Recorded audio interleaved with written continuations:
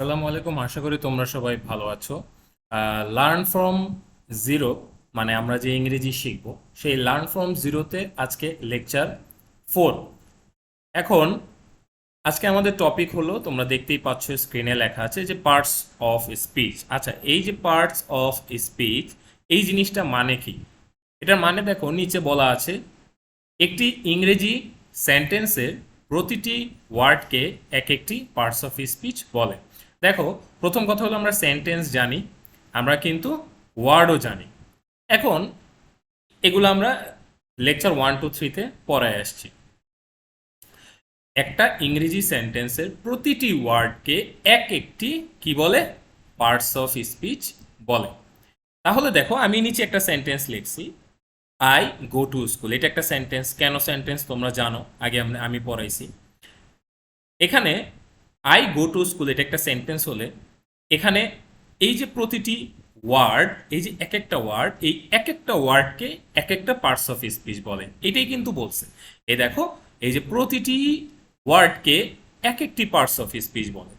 তাহলে এই যে আমার আই গো টু স্কুল, এখানে আই একটা কি পার্টস অফ স্পিচ, গো একটা পার্টস অফ স্পিচ, টু একটা পার্টস অফ স্পিচ, স্কুল আরেকটা পার্টস অফ স্পিচ। তাহলে কোনটা কোন পার্টস অফ স্পিচ, এগুলো আমরা পরে আসতেছি। তাহলে দেখো, আমরা যে জিনিসটা জানি যে পার্টস অফ স্পিচ মোট কয় প্রকার? আমরা জানি পার্টস অফ স্পিচ 8 প্রকার। কি কি পার্টস অফ স্পিচ? দেখো নিচে বলতেছি, কোনটার মানে কি সেটা আমি পরে বলবো। দেখো, নাউন,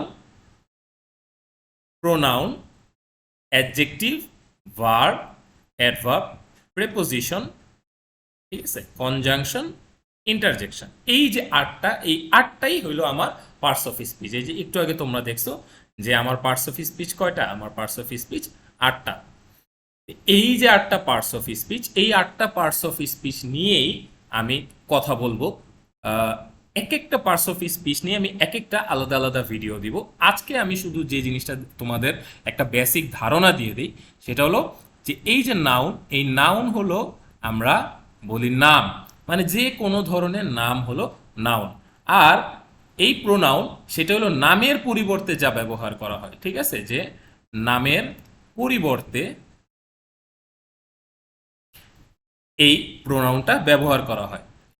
অ্যাডজেক্টিভ কি? অ্যাডজেক্টিভটা হলো আসলে এই যে নাম, এই যে নাম, এই নামের সাথে ডিরেক্ট সম্পর্ক হলো অ্যাডজেক্টিভ। সেটা হলো নাউনের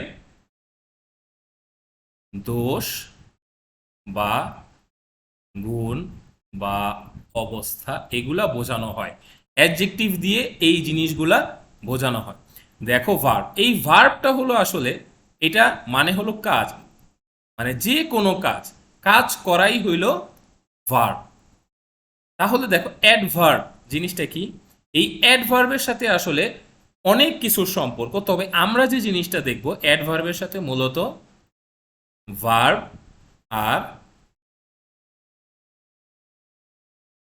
অ্যাডজেক্টিভের সম্পর্ক। কি সম্পর্ক এটা আমরা আলাদা অ্যাডভার্বের ভিডিওতে বলবো। অ্যাডভার্বের সাথে আমি আবারও বলতেছি অনেক কিছুর সম্পর্ক, তবে ভার্ব আর অ্যাডজেক্টিভের সম্পর্কটা আমরা আলোচনা করব।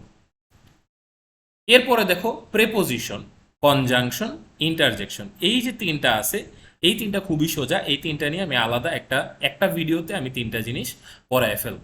তাহলে দেখো, আজকে আমরা কিন্তু দেখলাম এই যে পার্টস অফ স্পিচ, তোমরা খালি নামগুলা জেনে রাখো।